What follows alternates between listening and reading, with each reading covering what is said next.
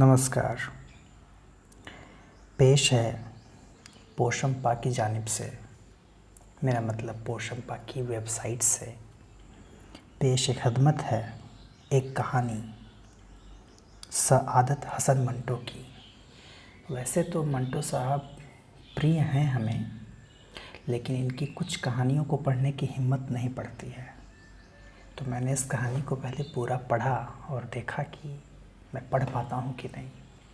तो ये मुझे अच्छी लगी, मुझे लगा कि इसे मुझे आप तक पहुँचाना चाहिए। कहानी का शीर्षक है अब और कहने की ज़रूरत नहीं। ये दुनिया भी अजीबो गरीब है, ख़ासकर आज का ज़माना। क़ानून को जिस तरह फ़रेब दिया जाता है, इसके मुताल्लिक़ शायद आपको ज़्यादा इल्म न हो। आजकल क़ानून एक बेमानी चीज़ बनकर रह गया है। इधर कोई नया क़ानून बनता है, उधर यार लोग उसका तोड़ सोच लेते हैं। इसके अलावा अपने बचाव की कई सूरतें पैदा कर लेते हैं।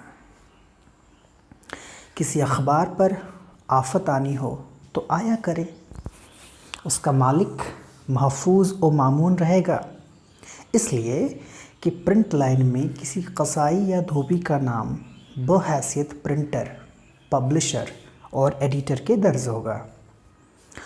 अगर अखबार में कोई ऐसी तहरीर छप गई जिस पर गवर्नमेंट को एतराज़ हो, तो असल मालिक के बजाय वो धोबी या कसाई गिरफ्त में आ जाएगा।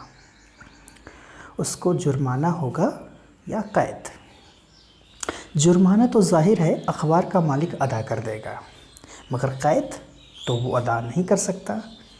लेकिन इन दो पार्टियों के दरमियान इस किस्म का मुआहिदा होता है कि अगर कैद हुई तो वो उसके घर इतने रुपए माहवार पहुंचा दिया करेगा।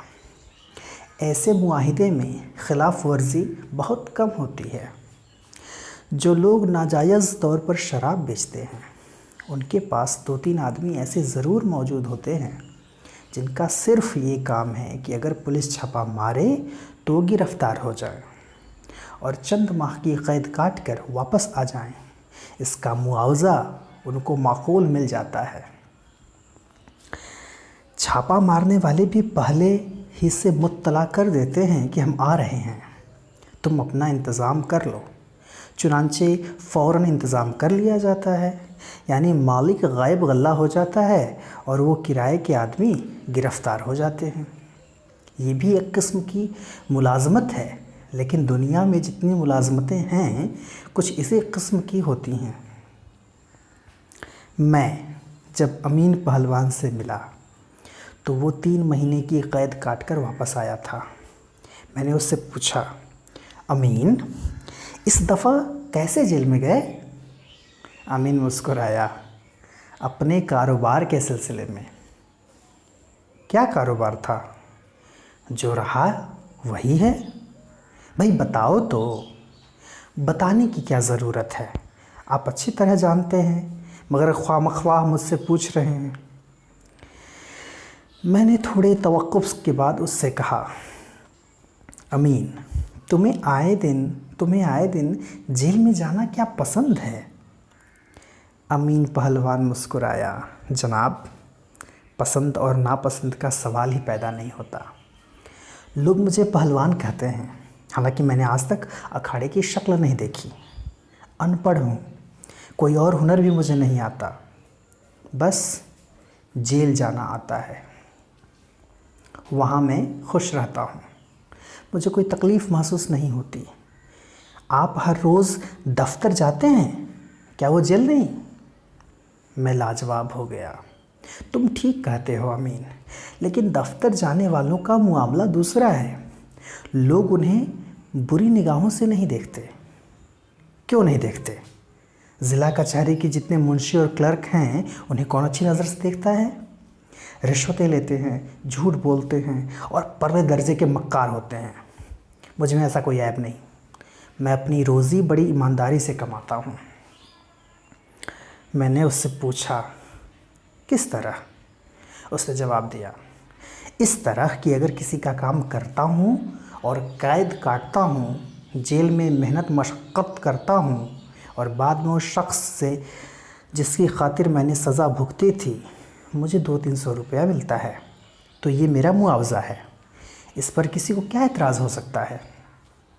میں رشوت تو نہیں لیتا، حلال کی کمائی کھاتا ہوں۔ لوگ مجھے گنڈا سمجھتے ہیں، بڑا خطرناک گنڈا، لیکن میں آپ کو بتاؤں کہ میں نے آج تک کسی کے تھپڑ بھی نہیں مارا، میری لائن بالکل الگ ہے۔ اس کی لائن واقعی دوسروں سے الگ تھی۔ مجھے حیرت تھی کہ 3-4 مرتبہ قید کاٹنے کے باوجود اس میں کوئی تبدیلی واقع نہیں ہوئی۔ وہ بڑا سنجیدہ مگر گنوار قسم کا آدمی تھا جس کو کسی کی پرواہ نہیں تھی۔ قید کاٹنے کے بعد جب بھی آتا تو اس کا وزن کم از کم 10 پاؤنڈ زیادہ ہوتا۔ ایک دن میں نے اس سے پوچھا، امین کیا وہاں کا کھانا تمہیں راس آتا ہے؟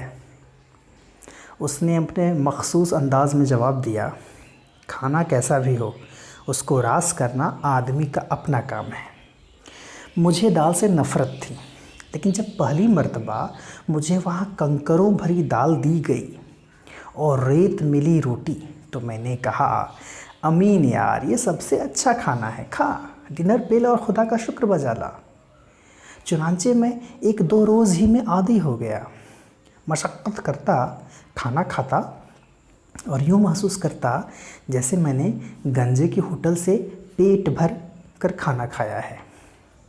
میں نے ایک دن اس سے پوچھا، تم نے کبھی کسی عورت سے بھی محبت کی ہے؟ اس نے اپنے دونوں کان پکڑے، خدا بچائے اس محبت سے، مجھے صرف اپنی ماں سے محبت ہے۔ میں نے اس سے پوچھا، تمہاری ماں زندہ ہے؟ جی ہاں، خدا کے فضل و کرم سے بہت بوڑھی ہے، لیکن آپ کی دعا سے اس کا سایہ میرے سر پر دیر تک قائم رہے گا، اور وہ تو ہر وقت میرے لیے دعائیں مانگتی رہتی ہے کہ خدا مجھے نیکی کی ہدایت کرے۔ میں نے اس سے کہا، خدا تمہاری ماں کو سلامت رکھے، پر میں نے یہ پوچھا تھا کہ تمہیں کسی عورت سے محبت ہوئی یا نہیں؟ دیکھو جھوٹ نہیں بولنا۔ امین پہلوان نے بڑے تیز لہجے میں کہا، میں نے اپنی زندگی میں آج تک کبھی جھوٹ نہیں بولا، میں نے کسی عورت سے محبت نہیں کی۔ میں نے پوچھا کیوں؟ اس نے جواب دیا، اس لیے کہ مجھے اس سے دلچسپی ہی نہیں۔ میں خاموش ہو رہا۔ تیسرے روز اس کی ماں پر فالج گرا اور وہ راہی ملک عدم ہوئی، مطلب چلی گئی دنیا سے۔ امین پہلوان کے پاس ایک پیسہ بھی نہیں تھا۔ وہ سوگوار، مغموم اور دل شکستہ بیٹھا تھا کہ شہر کے ایک رئیس کی طرف سے اسے بلاوا آیا۔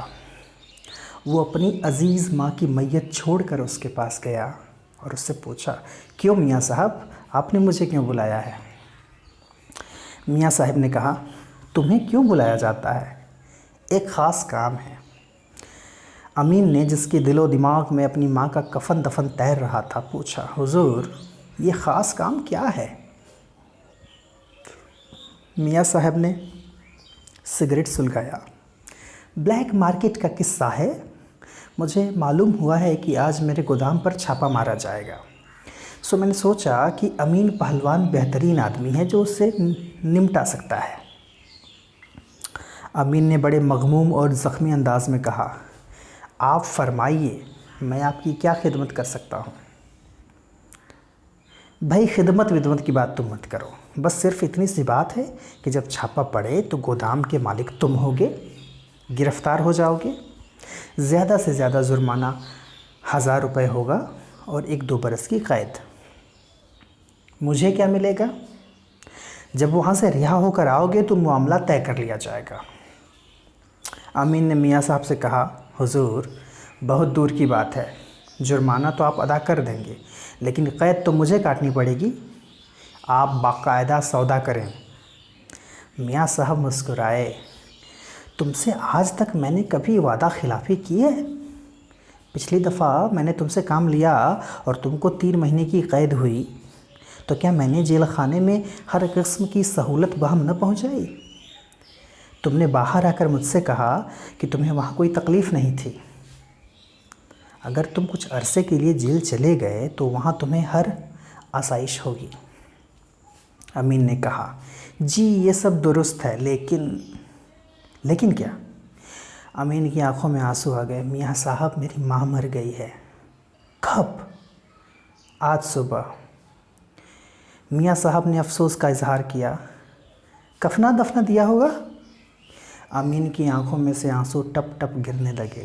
میاں صاحب، ابھی تو کچھ بھی نہیں ہو سکا، میرے پاس تو افیم کھانے کے لیے بھی کچھ نہیں ہے۔